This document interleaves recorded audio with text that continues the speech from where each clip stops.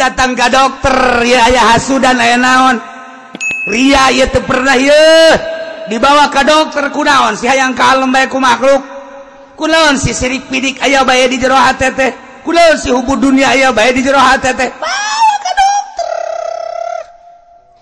ka mana dokterna ka mana Bismillahirrahmanirrahim wa idh qila lahum uskunu hadhil qaryata wa kulu minha haitsu syi'tum wa qulu hittatu wadkhulul baba sujjadan naghfir lakum khotoyakum sanazidul muhsinin.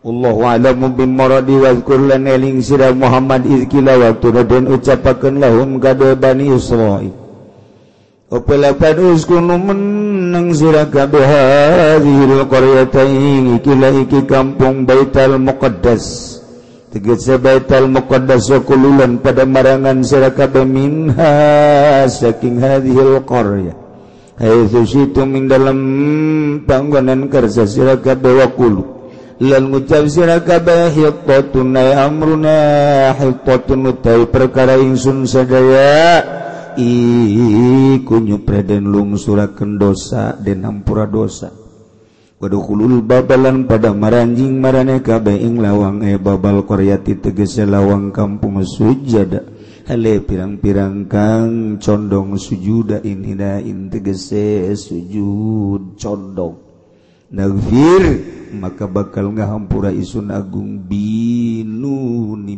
kalawan nganggo nun wa tailan tatalfi mabnian lil maf'uli halekang den mabniakeun kade maf'ul lamun ta tufar lakum kade sirakat khotoyakum ing pirang-pirang kaluluputan sira kabeh ing pirang dosa sira kabeh sanazidul muhsinin besok bakal muhi ingsun agung ingong kang gawe beci kabeh betaati sawaban kalawan taat sawaban ade ganjar فبدل الذين ظلموا منهم قولا غير الذي قيل لهم فأرسلنا عليهم رجزا من السماء بما كانوا يظلمون الله أعلم بمراد فبدل الذين maka ngagentiakeun sapa wong akeh zalamu pangkar kang pada ngazolim ya lazina kabeh minum saking Bani Israil qaulan ing ucapan ghairal ladzi qila kang orandana den ucapakeun ya lahum kadue alladzina faqalu maka ngucap ya alladzina ngucapin lapad habatun fi syaratin habatun iku wijil indalem sya'ar rambut pada qalulan manjing ya alladzina yazapun halekan ngesod gabe ala astahim iya tase pirang-pirang birite alladzina farsalna alaihim rijza maka ngutus isun agung alaihim ingatase alladzina ing siksa azaban tegese siksa minas samai saking langit bima kanu yazlimun kalawan barang kang ana iya alladzina iku zalim ya alladzina kabeh iku ngazalim ya alladzina kabeh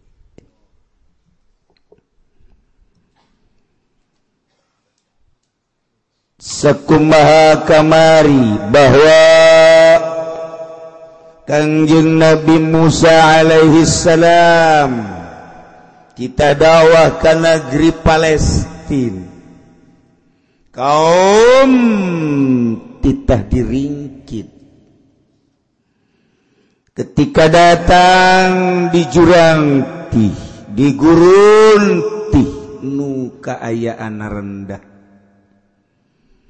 didinya cicing ternyata perbekalan teh geus eueuh timbul dahaga timbul lapar panas anu pohar unjukkanlah ka Kangjeng Nabi Musa alaihissalam Kangjeng Nabi Musa dititah ngaatraksikeun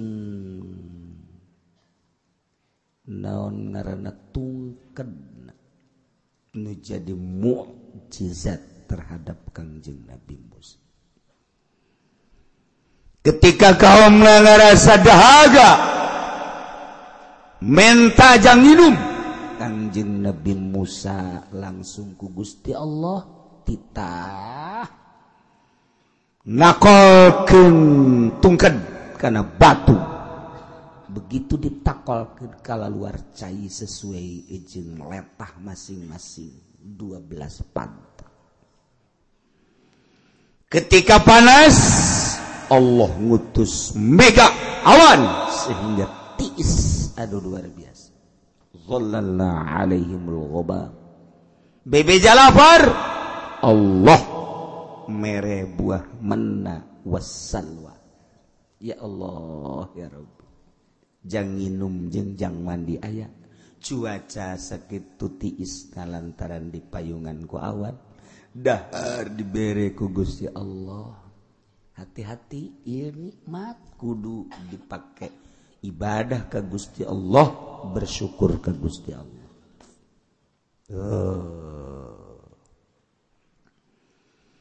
Kangjeng Nabi Musa ku Gusti Allah kita berangkat beserta kaum. Ka mana? Ariha ayeuna Jericho. Tinggal sababaraha kilometer deket titih Yordania. Berangkat terus ngaler perbatasan antara Yordan jeung Israel. Lengkah ka ditu terus bakal datang ka Ariha Baitul Maqdis nampak. Masya Allah. Cek Gusti Allah Musa, berangkatlah maneh beserta kaum ke Ariha, ke Jericho.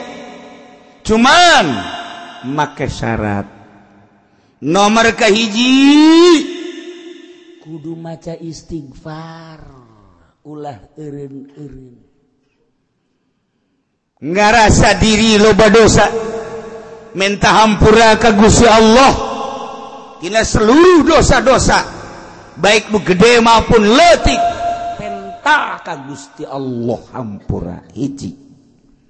Nomor kedua maneh asup ka negeri Jericho dengan tunduk abeh katingali kos jelema nu bener-bener berdosa, yakni kadeuleu kos jelema anu DP-DP tawadu.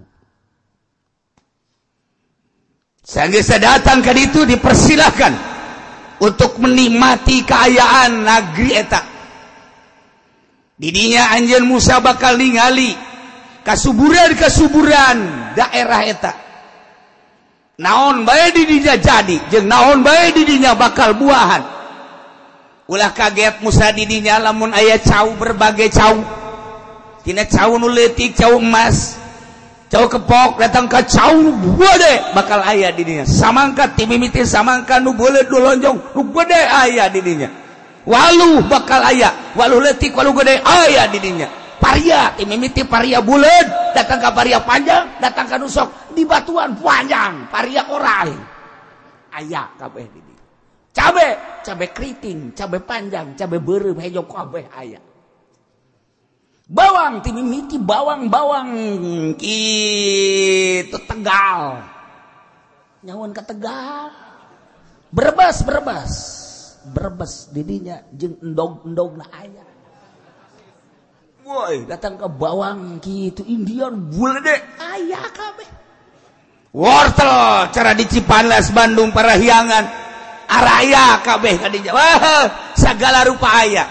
Ulah kaget Musa. Begitu datang kadinya, silahkan nikmati halal. Bejakeun ku Kangjeng Nabi Musa, wahai kaum, Allah geus meresen urang titah berangkat dalam rangka dakwah ke Yerusalem tepatna di daerah Baitul Maqdis nuku urang titah disinggahi adalah Ariha Jericho didinya tempat anu subur segala rupaya cai singkolocor palawija anu sakitu luar biasa lobana kulantaran cai singkolocor bakal loba cai di harandap anu ngendak anu lempang eta nu ngaran lauk ambalayah pasti asal aya cai aya lauk ada air ada ikan ada gula ada semut ada wanita ada laki-laki aya nu bener aya nu teu bener wah ngarembet aya siap cuman syarat hiji asupna kudu tunduk nomor kedua kudu ulah eureun-eureun maca istighfar ka Gusti Allah Allah bakal ngahampura sakit siap siap atuh ai di itu subur mah orenganan lain ku ari bae neuleuh hejo-hejo teh embe neuleuh hejo wani mapal jelema manggih nu hejo pohara jasa sakitu keur andiupna di masjid barang di panggung aya Golkar hejo pasti ditinggalkeun imam anu kudu ngimaman asar di panggung eta garana neuleuh hejo lemok eta nu hejo eta kos karena itu ih pohara nah siap masyarakat teh berangkat begitu titah istighfar henteu poho nya teh salantaran dibere nikmat anu pohara awan terus niungan cai singkolocor ditih geus sakitu poharana dahareun loba teu pernah kalaparan teu pernah kapanasan teu pernah kadahagaan malah mah Kangjeng Nabi Musa nyaritakeun di ditu mah leuwih subur nu pohara nu kadeuleu teh hanya kalazatan nu babalik nangan ka awak doang an ai istighfar mah qalbu poho ka Gusti Allah masyaallah nu mantap kajadian ieu dilestarikeun wadkur ingat anjeun Muhammad izqila lahum ketika diomongkeun ka Bani Israil Kanjeng Nabi Musa sebagai pemimpinnya bejakeun Musa uskunu hadhil qaryah caricing maraneh kabeh di kampung yakni Baitul Muqaddas datang ka dinya lantaran subur wa kulu minha silakan dalahar halal naon bae nu aya haitsu syitum di mana bae maneh kersa maneh hayang maneh hendeuk mangga bae wakulu cuman ngomong aranjeun kabeh hiqqatun ay amruna hiqqatun mas'alatuna hiqqatun yakni anta hitta anna khotoyana kami mah eueuh deui ngan sakadar menta dihampura kesalahan-kesalahan kami hiqqatun sok baca istighfar astagfirullahalazim sambil berangkat masuk negeri eta tawadu ka Gusti Allah sambil istighfar maka engke ku kaula cek Gusti Allah naghfir lakum khotoyakum bakal dihampura kasalahan-kasalahan aranjeun kabeh ulah-ulah anu leutik nu gede dihampura ku kaula asal seperti eta lamun geus dihampura maneh aya dina ihsan bagus ihsan makin loba makin istimewa makin loba makin bagus makin loba makin bagus kayak ku kaula ditambah-tambah sanazidul muhsinin bakal ditambahan ku kaula kebagusan sok laksanakeun berangkatlah Kanjeng Nabi Musa beserta kaum ieu teh supaya diinget ku Kanjeng Nabi urang maksudna urang sebagai pengikutna sebagai umat Kanjeng Nabi urang Kanjeng Nabi Muhammad ketika urang dibere nikmat bakal kumaha kamari ieu mah getol jasa ngaji kercan boga motor barang bogang motor saminggu ngaji saminggu henteu saminggu ngaji saminggu henteu motor teh lain pake syukuran kercan boga mobil mah getol ngaji barang boga mobil teu kaburu ngaji mobil berarti jadi siksa kamari ieu keur pas-pasan mah ongkos teh daek ngaji daek salat barang amboh duit ieu jutaan kuari geus poho ka ngaji poho ka salat kamari mah teu hayang ganti HP nu jadul ge terus wah kuari mah lamun teu bisa WhatsApp teu bisa jadi wah Masya Allah kari pengaruh duit pengaruh nggak jauhan ka Gusti Allah ya Allah ya kamari mah hirup teh saaya-aya bae jeung pamajikan teh begitu romantis eger hirup saya aya boho barang boga duit pamajikanana mulai rada tinggalkan horenganan nyana geus bobogohan deui jeung urang bojong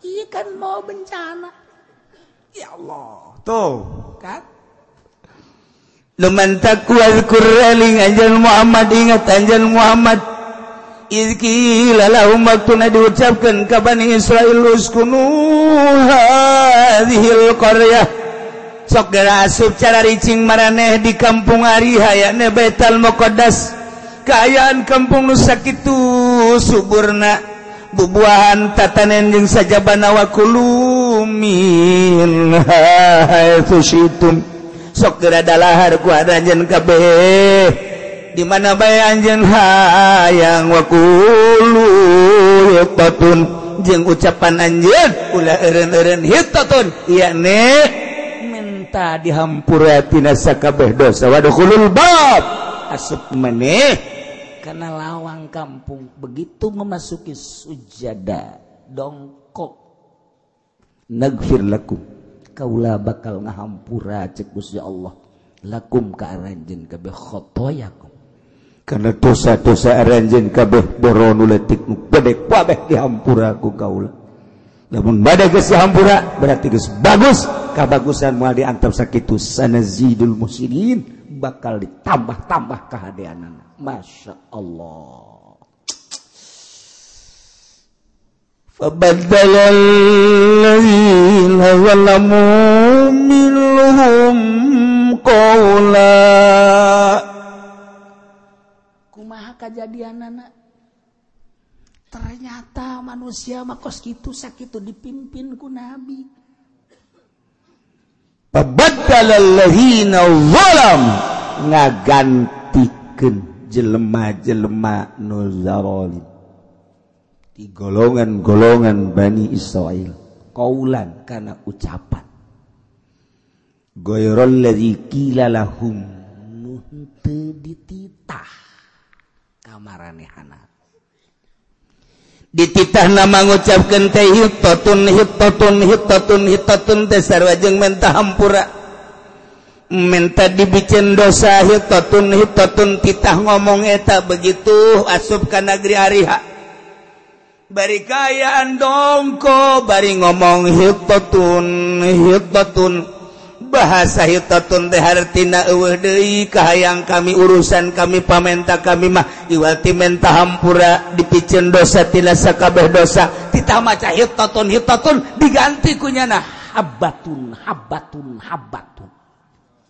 deuk nanaonan coba diganti ku habbatun sisikian aya oyong sikian aya waluh sikian endahan diganti kos kitu teh nya nama tah barang sisikian kabeh ge aya buah sikian aya awewe sikian maka dijadinya orang Bani Israil mah bloon jadi cak awewe guys lalaki ge sikian kami onam hiji sama dua henteu teman teh kadinya sepajar bebeneran bes ya mah abatul bisyarati masya Allah karim diganti ku jada dititah baca hitatun ku Gusti Allah diganti habbatun eta beda saeutik hitatun habbatun urusana hitatun mah menta hampura ai habbatun mah dunia sisikian bahkan dunia ngaran Jadi tetap baik titah urusan anak istighfar tetap nya nama dunia baik. Titah ka Allah atuh heula ieu salat tetap baik dunia. Sakilang daek ge salat hatena dunia. Kumaha coba teh? Itu eureun dunia nekira urang ninggalkeun dunia. Kita atuh eureun tah ninggalkeun dunia semet keur salat beheulangan teu bisa urang teh dunia bae. Masya Allah kababawa eta ka salat dunia. Urang usaha naon bae kabawa ka jero salat, tani kabawa ka jero salat. Urang jadi guru kabawa ka jero salat. Urang jadi politikus kabawa ka salat. Urang dagang karung goni aya bae. Aya bae sagala rupa aya bae. Masya Allah ditinggalkeun anak ieu teh kumaha coba ieu teh kumaha nu ditinggalkeun ke salat kayak komo di luar salat tah ieu urang geus hampir nyarupaan ka Yahudi tita istighfar hitatun nyuhunkeun hampura Gusti dosa abdi dosa anu leutik dosa anu gede hampura Gusti. Ya kalimatan anu dipasihan ku Gusti ka abdi teh Gusti hese syukuran anak abdi teh ku teu syukuran teh berarti kan dosa hampura dosa-dosa abdi Gusti tina mahiwal ka Gusti tina teu nurut ka Gusti tina maksiat ka Gusti hampura Gusti tita maca eta hitatun ketika berangkat masuk bari tungkul hitatun diganti ku nyana habatun dunia malah titah tungkul teh endahan ngeson. Nah naon anu tuh? Ngeson jana. Fabaddalal ladzina zalamu minhum qaulan ghairal ladzi qila lahum. Titah maca hitatun hambatun. Titah wadkhulul baba sujada tungkul. Ngarengkuh endahan ngeson jana make birit eson. Make birit naona.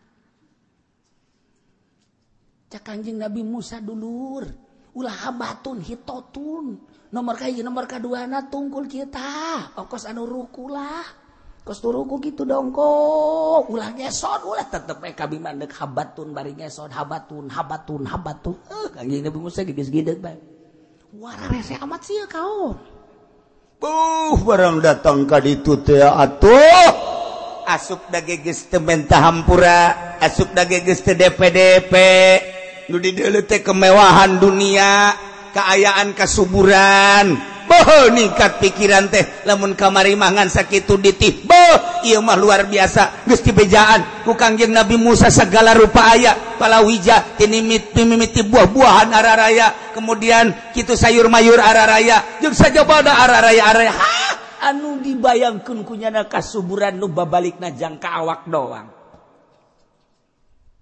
urang geus ada ieu awas ketika urang dibere dahareun inuman eta ngan babalik ka awak doang haju gendut ngising ka empang nu untung mah jumbo tahu jumbo kan untung tuh coba ayo iya pagawean roh na mana kolbu na mana mentek diatur di ahli torikoh mah ulah terlalu ngurusan awak coba ngurusan ruh bae ai urang di syariat makan urusan ngan sakadar zahir bae ieu kolbu mah teu pati diurusan mentek lamun jelema teu ngurusan kolbu tidak terkecuali kiai tinggal kiai makin hayang di kiai lamun geus hayang di kiai lamun teu dihormat nya nama manyun bae teu dicium beleungeunna teu dicium tangan nya nama geus dicirian teh si eta tilok cium tangan ka aing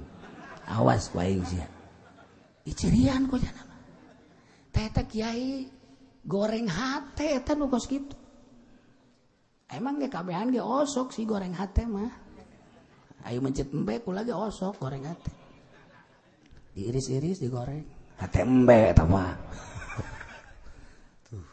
lamun urang teu ngurusan kolbu ketika urang jadi lurah takabur ketika urang jadi DPR takabur ketika urang jadi bupati takabur ketika urang jadi gubernur super takabur Ketika orang jadi menteri super takabur.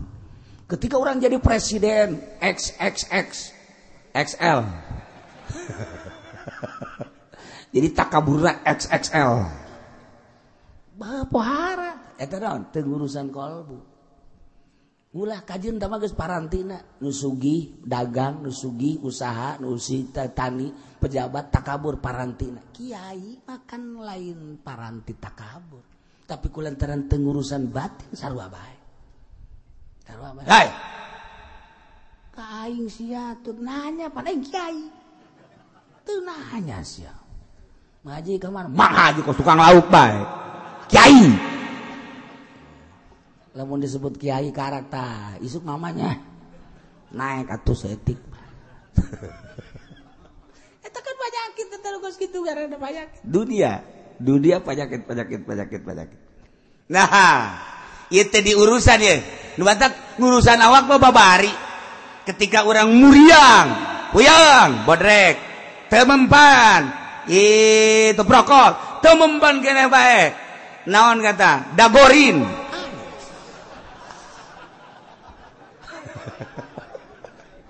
Leng-lengannya nangis. Bisa kan orang? Nah, geus beres. Masih kena-kena kan ka mantri. Mantri can mampu kan orang ke dokter. Dokter can mampu kena opnam. Orang di opnam. Dokter ieu kurang hebat rumah sakit pindah orang ka Cipto. Cipto kurang hebat Singapura. Singapura masih kena kurang kena bae Jerman. Ya Allah, eta orang urusan awak mah berani kos gitu. Ketika penyakitan awak orang teh hasud, kunaon teu pernah dibawa ke dokter. Hasud teu pernah dibawa ke dokter. Coba sekali-sekali orang datang ke Ustaz Insani. Siapa nama? Saya Pendi. Oh iya. Keluhannya apa?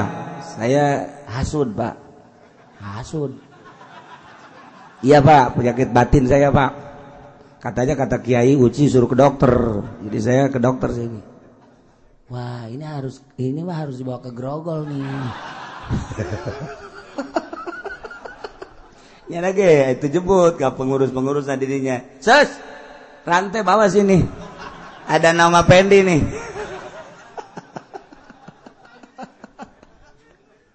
Itu pernah orang datang ke dokter, ya aya hasudan aya naon. Ria ieu teu pernah ieu dibawa ke dokter kunaon si hayang kalem bae ku makhluk. Kunaon si sirik pidik aya bae di jero hate teh. Kunaon si hubud dunia aya bae di jero hate teh. Bawa ke dokter. Ka mana dokterna ka mana? Ya ka kiai. Datar urang ka kiai. Waalaikumsalam. Waalaikumsalam. Nurutkeun cek Ki Uci aing lah. Datang ka kiai lah. Ceng, Abah di mana, Ceng? Aya di jero. Abah kenaon Abah? Nonton TV. Puyeng nyana aing rek berobat, orangnya aja gering. Wah, teu beres ieu kiai. Itu ya. Bebeja nyana, bah aya tamu daharep tamu. Saha gitu. Oh, si Pendi jeung teman. Kadek. Kunaon? Mama keur neuleuh bola ieu huyung babarengan. Jarakan neuleuh mah neuleuh bae tapi hate mah nyelemet bae si kiai kok goblok-goblok deui. Nah neuleuh main bola, aju nyahoan nyana deui. Wah, teu beres ieu lah. Berarti lain kiai obat, lain tukang obatan, obataneun teh mah kos kitu. Pindah deui aing. Ayo aing boga kreditan ieu lah coba pendapat ka kiai. Coba nyaho. Assalamualaikum. Waalaikumsalam. Ya sia ieu. Oh, alhamdulillah. Deuk. Yuk, minum. Enak tuh, kula dek berobat ka kiai. Enak tuh, kula ngridit mobil, ya 3 tahunan, ku ayeuna 1 tahun 2 tahun dia can kabayar. Ieu kumaha minta doana. Sakalian lamun sadek bayar nu mama ge nu mama.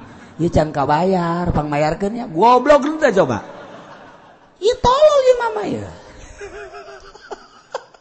Jadi aing ka babandulan ku nyana. Geus mah aing boga babandul, nyana leuwih buat deh babandulna. Tak agak ledek gitu.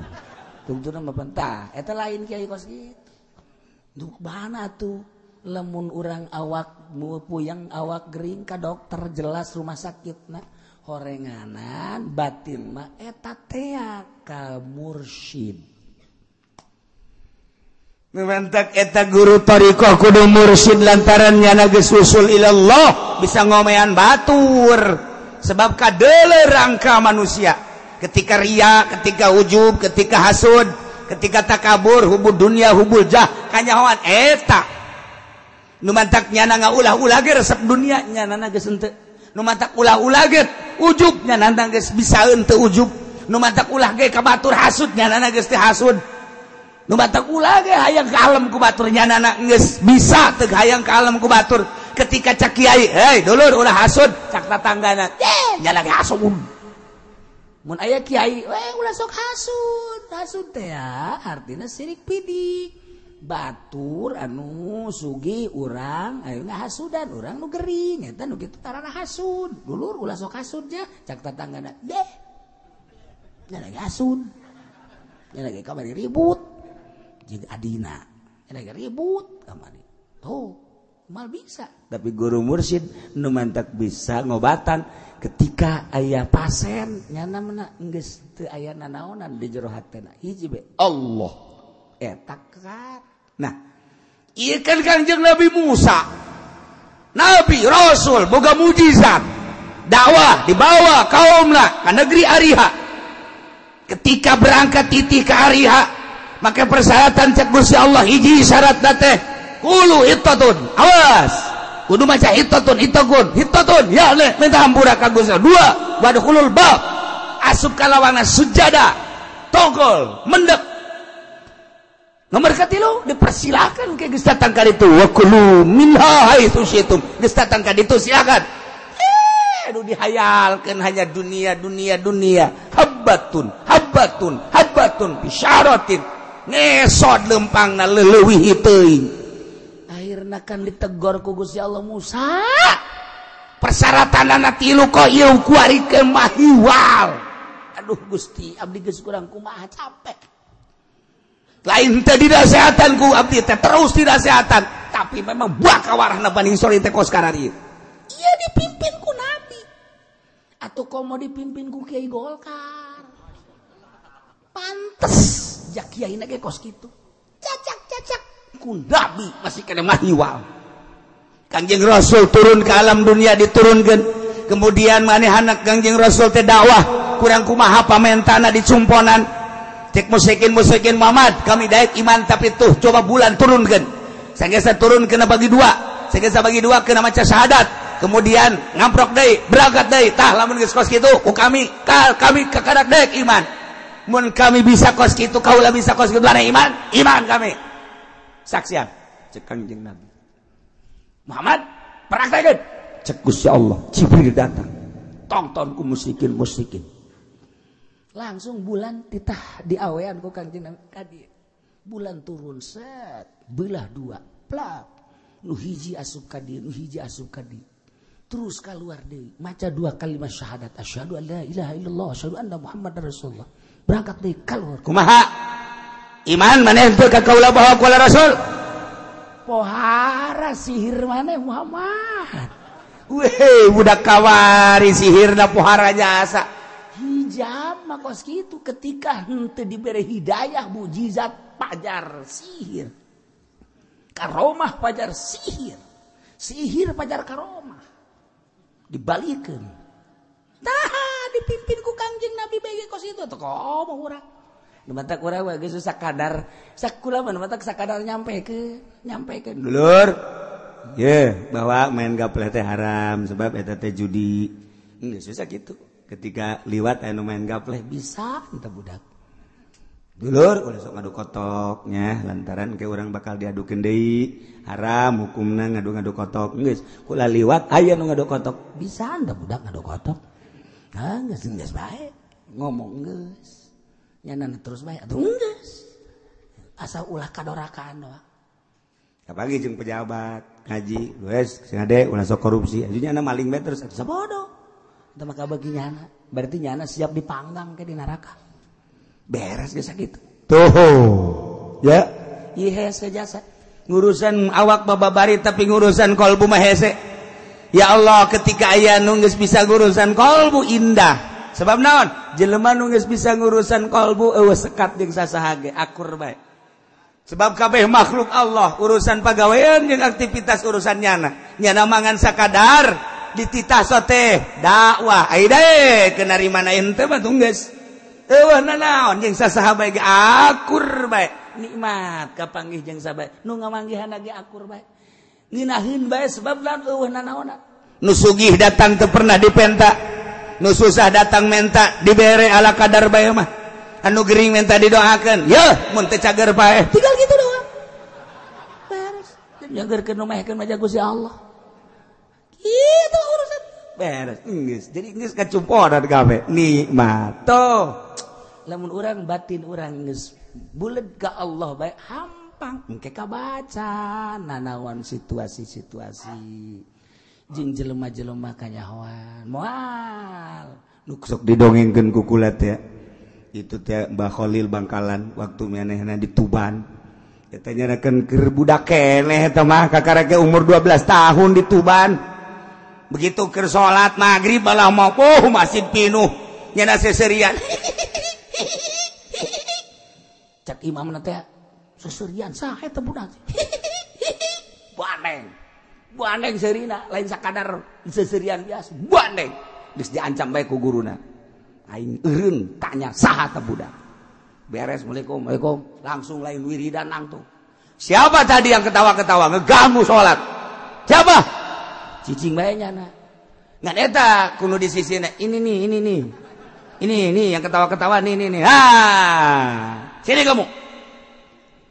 kamu kalau sholat jangan ketawa-ketawa ini kan tempat sholat lagi ibadah kepada Allah jangan ngeganggu. Jadi kalau ngeganggu itu satu kamu batal sholatnya, kedua ngeganggu udah berapa kamu itu pak dosanya. Jangan lain kali jangan ya awas kamu. Kenapa kamu ketawa-ketawa? Saya ngelihat Mbak Kiai katanya di sininya ada nasi. Ada nasi. Iya ada nasi baku lagi digitu-gituin tuh katanya terus mau makan. Saya kenapa makanya saya ketawa tuh masa Kiai sih di hatinya ada nasinya. Emang Kiai keur endek ngimamanana lapar. Haju Kiai teh boga pikiran aing mah moal wakadar sebab tas magrib dek ngariung. Tolol teh Kiai. Pan eta sarua jeung si eta. Kitu kan pikiranna. Eta Kiai langsung Masya Allah, katebakeun ku nyana. Hate aing, ya Allah ya Rabbi. Isi dah langsung ditekel eta Ki Khalil Bangkalan. Nanti ke rumah ya, ke rumah ikut. Langsung diajak. Berarti lain jelema sambarangan ieu bisa jauhan kan. Mohon maaf.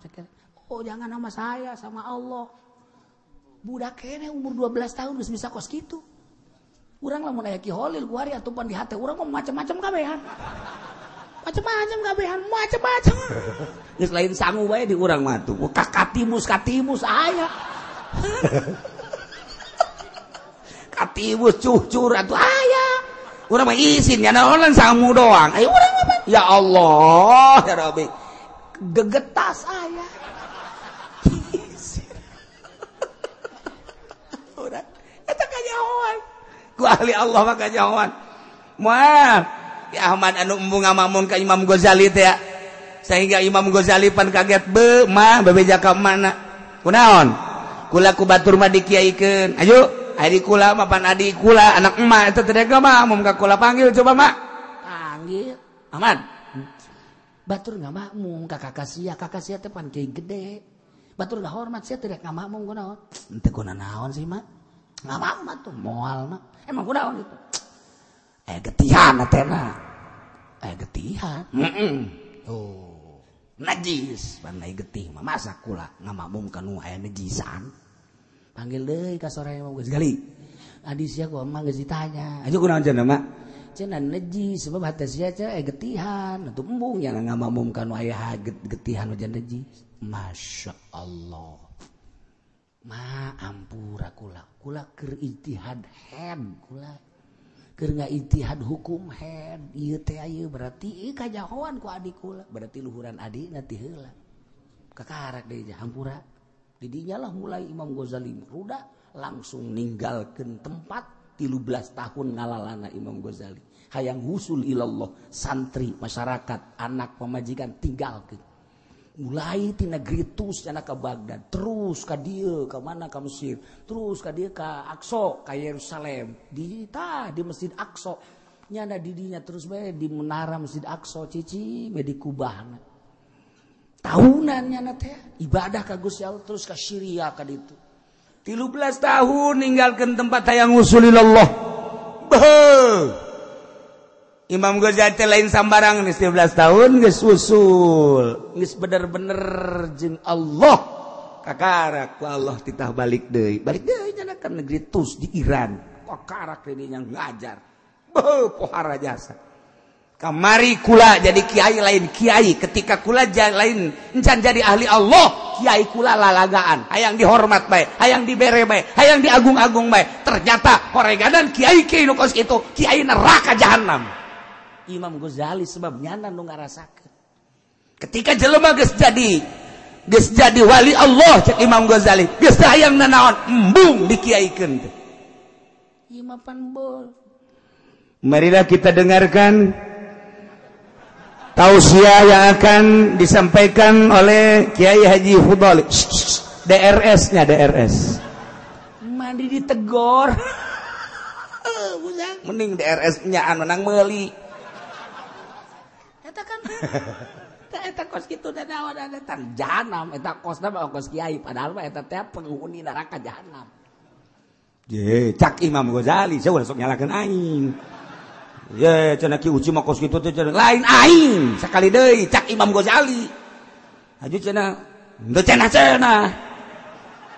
Haju kiai kumaha tuh kieu, sia mesti aing mah aing. Henteu maksudna cenah kiai kitu dan teu aing kadang-kadang kitu. Imam Ghazali ayo nyampaikan, emang di lembur teh sok nyampaikan saralah bae Ki Uci mah ngaharamkeun anu Ki Uci mah neraka jahanam. Lain aing Imam Ghazali. Si anak nu salah. Tuh, kan? Cek Imam Ghazali. Ieu cenah tulah disampaikan. Endek bae aing mah nyampaikan. Endek bae mah sabodo teuing sia bae eta mah. Manya ya ceramah make DPR.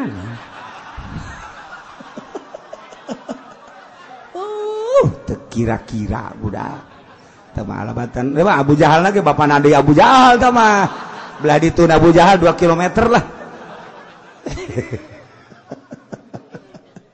Ya Allah ya Rabb, kumata kesalahan umat Kangjeng Nabi Musa kaum Bani Israel ketika tita hittatun endahan habatun, ketika tita sujada endahan yazapuna ala astarihim. Kumaha فأرسلنا عليهم رجزا من السماء. Ubang kawarahna kaum Bani Israel tenurut ke Gusti Allah dipimpin ku Kangjeng Nabi Musa. Gusti Allah murka ka kaum, kamurkaan Gusti Allah, maka Gusti Allah nurunkeun siksa. Fa arsalna alaihim rijza, siksa ku Gusti Allah turun di langit langsung berbentuk seuneu ditambahan ku angin. Wah, suasana panas nembus langsung ka jantung percis kostoun sing gelepak jelema guplak parai. Sabaraha seketika eta anu paeh wa mata bihi minhum fi waqtin wahid 70,000. Seketika eta keneh paeh 70.000 manusia. Gelepek kabeh kostouna blah turun ti langit. Fa arsalna alaihim rijzam minas sama. Kunaon ieu? Bima kanu yazlimun, lantaran nyana zolim kadirina dibere nikmat lain pakai syukur endahan pakai kufur, dititah istighfar endahan diganti ku urusan dunia, dititah tadarru ka Gusti Allah endahan takabur ka Gusti Allah, dititah ibadah ka Gusti Allah endahan murkanya dan teu daek ibadah. Muhammad, ingat anjeun ketika kaum Bani Israel dibere nikmat endahan kufur lain pakai ibadah, nah bejakeun ka kaum anjeun Muhammad. Kanjeng Nabi nangis kabejakeun di zaman sahabat. urang teu kabagian lantaran urang hirup lain di zaman Kangjeng, lain di zaman sahabat, tapi di zaman Ahok. Urang di zaman Jokowi ku hari kepresidenan urang teu kadengeng. Disampaikan ku para wali-wali Allah kamari ieu. Can ngadenge. Urang ku hari kakarak ngadenge. Ieu ge kabeneran teu ngabesan poe Minggu ieu. Kakarak ngadenge. Nah, ketika nikmat diganti jadi siksa engke lantaran kita syukuran jadi kufuran, moal henteu ku Gusti Allah bakal disiksa.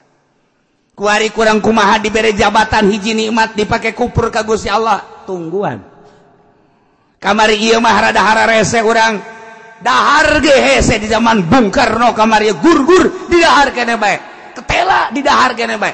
Eta anu gitu nandangder anu dicacagan dikaluhurkeun haju dipoe haju diala didahar naon eta ngaranna tuh dasar sia mah beuki gatet nyaho aing kita tadi ge gatet kan aing ngadenge ti sungut sia mereng nyaho sia ka gatet didahar kan masyaallah yang segala rupa jagong campur sangu eta teh campur bees ngaranna naon eta ngaranna gur-gur, cak aing tadi gur-gur.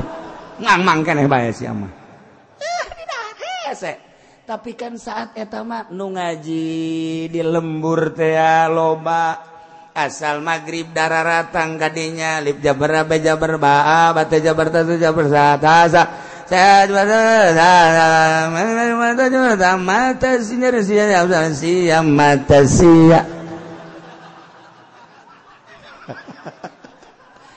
Jauh nggak lembur, ayo coba ke urang maghrib kadinya di lembur mana bae ngarareja balik ke musola balik ke masjid adem perasaan nu diobrolkeun teh sakadar kumaha dituplak cabe bagus kumaha dituplak jagong bagus alhamdulillah belah ditu mah rada kena angin nu diobrolkeun teh sekitar eta Masya Allah ketika derep bebarengan urang derep asal geus ditita mah burong kabeh sawah anu kizaid tapi anu derep kabehan kebersamaan luar biasa.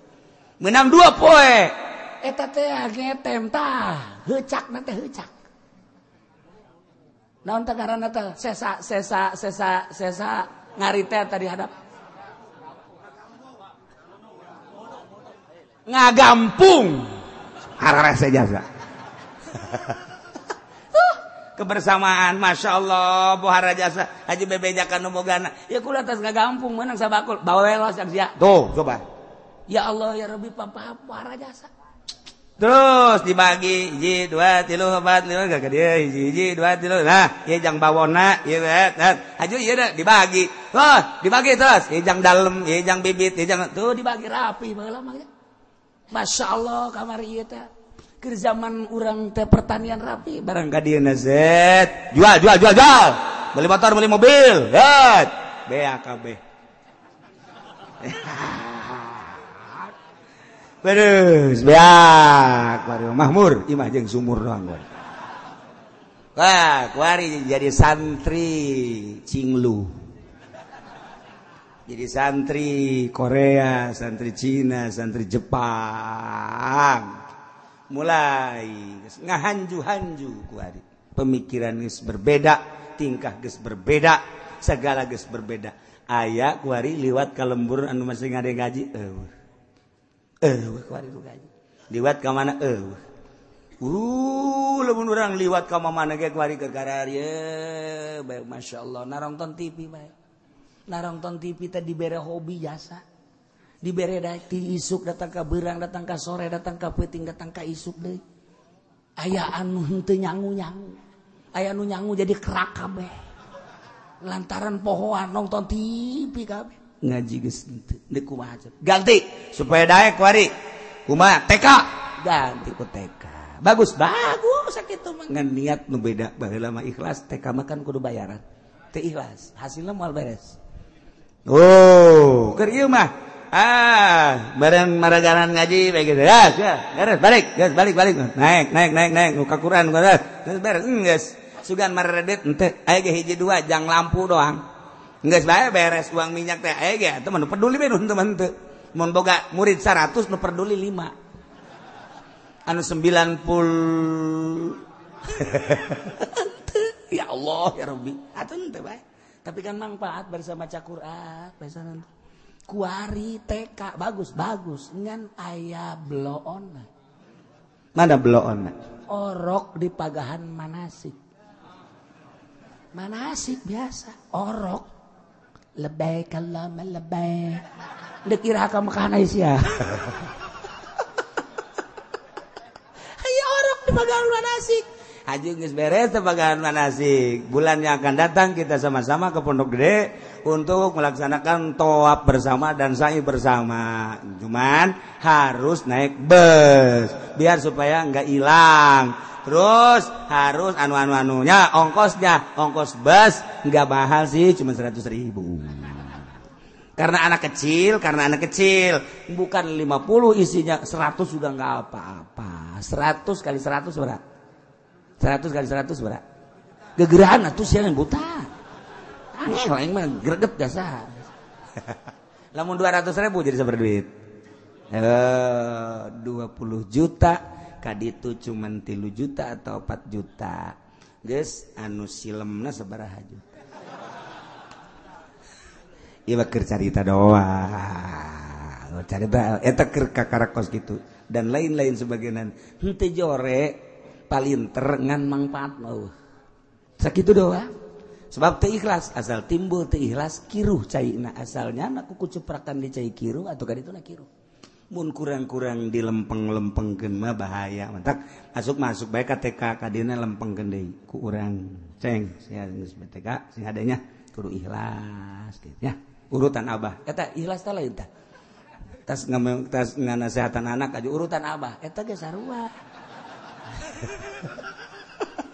abah mah cenah teh ikhlas ada udak di balik batu cak anak bisa anta anak tuh ya iya mantak disiksa ke Gusti Allah fa arsalna alaihim rizam minas sama'i bima kanu yazlibun parae bek kumaha kalanjutanana setelah paeh was alhum wallahu a'lam bissawab